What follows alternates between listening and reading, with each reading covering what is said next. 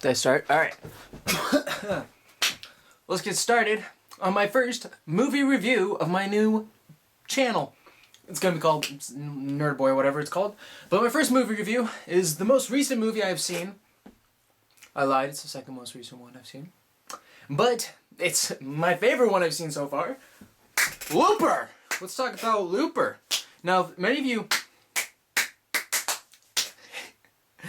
don't know what was that? Many of you don't know what Looper is. Looper is a movie where it's directed by Rian Johnson, written by Rian Johnson too. And the only reason I have my laptop over here looking up his name is because I always get Rian Johnson mixed up with Ryan Wilson. But anyway, so Rian Johnson wrote and directed this movie. This movie is about Joseph Gordon-Levitt is a looper. He works for the mafia, the mob, whatever, and his job is to kill whoever the mob from the future sends back to him to kill. It's pretty cool because I love time travel movies and it's really awesome.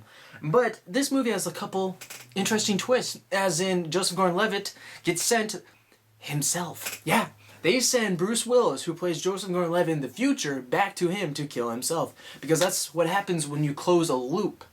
That's what they call loopers. That was really funny. But so yeah, they send Bruce Willis back, and Joseph Gordon-Levitt has to kill his future self, because in the future there's a man called the Rainmaker. It's either Rainmaker or Rainmaker, either way. But he doesn't like loopers. He's killing all the old loopers. He's killing them he's getting them in the future, sending them back so they get killed in the past. And Joseph Gordon-Levitt, well, he messes up. Future Joseph Gordon-Levitt, Bruce Willis, gets the drop on him, knocks the gun out of his hands, kicks him over. He punches him. He doesn't kick. Bruce Willis doesn't kick. But anyway, so he punches out Joseph Gordon-Levitt and Bruce Willis runs away. There's, in the movie, who else stars in the movie? So there's Joseph Gordon-Levitt, of course. He's Joe. He's the main character. He is the looper. But he also has his partner, Seth Dano, who is an amazing actor. Paul Dano, whose character's name is Seth. He's in it for not very long. The only reason he's in it is pretty much to be the character that shows you what happens when a looper doesn't kill himself from the future.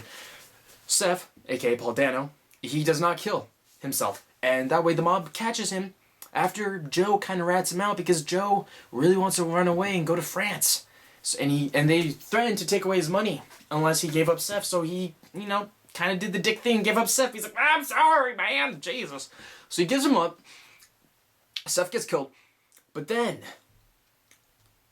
Joe gets sent to his future self. And then Bruce Willis gets away. And he's like, well, crap. So now everyone's after Joseph Gordon-Levitt. Everyone's after Joe because he didn't kill his future self. So now Joseph Gordon-Levitt's running away from these people called the Gap Man. And the Gap Man are guys with like really big revolvers. Well, actually, just one really big revolver. And they pretty much hunt down they're pretty much like the muscle of the group. And so one of the Gap Man, there's two Gap Man that actually, do stuff. There's Jesse and there's Kid Blue. Kid Blue is played by Noah Sagan. And he's in this movie called Brick with Joseph Gordon-Levitt, which is also written and directed by Rian Johnson. Joseph Gordon-Levitt and Rian Johnson, this will be their third movie with each other. They did Brick, and then Joseph Gordon-Levitt appears in Brothers Bloom, and then he is now in Looper. But anyways, so there's Kid Blue, played by Noah Sagan, and then there's Jesse, played by, let me investigate,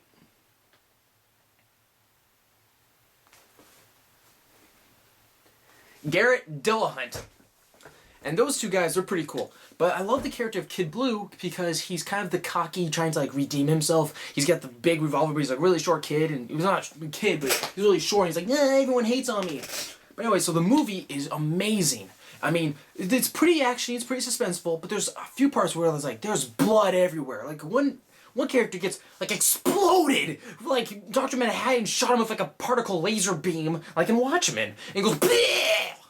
And the reason he explodes, it's because a little kid does it. A little 10-year-old. A little 10-year-old named like Sid. Sid! He's played by Pierce Gagnon. He's just a little kid. And the reason, so Bruce Willis, he's on a mission to kill the Rainmaker. But the thing is, the Rainmaker's a kid at this time. So he's going around killing kids. And what happens is, Bruce Willis and Joseph Gordon-Levitt have a little fight. They have a little fight. And Joseph Gordon-Levitt gets an address because he has a map, and he actually rips off a chunk of the map that leads to Sid's house. So Joseph Gordon-Levitt goes to Sid's house, trying to, like, you know, save the kid, because he's like, dude, my older self's coming here to kill you. But that's where he meets Sid's mom, Emily Blunt, who plays...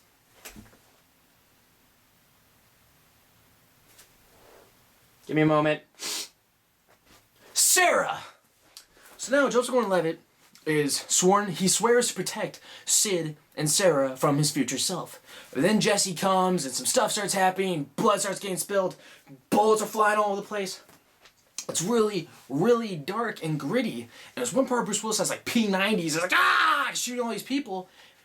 And it's an amazing movie. I have to say, it's fantastic. There's only one confusing part, but that's because they kind of jumped to, it's like right after Joseph Gordon-Levitt gets knocked out because he falls out a window. They do this part, well, he doesn't fall out a window, he falls off a fire escape. But they do this part where they show what would have happened, what happened to Bruce Willis. Because Bruce Willis, I mean, he's from the future. He's Joseph Gordon-Levitt in the future, but he's from a timeline that could have been. Because the timeline he won is if Joe actually killed Bruce Willis, this is the timeline he would have lived on. And then Bruce Willis comes back, he's like, no, that's not happening. I'm doing it this way. Because Bruce Willis had a wife. And she gets killed.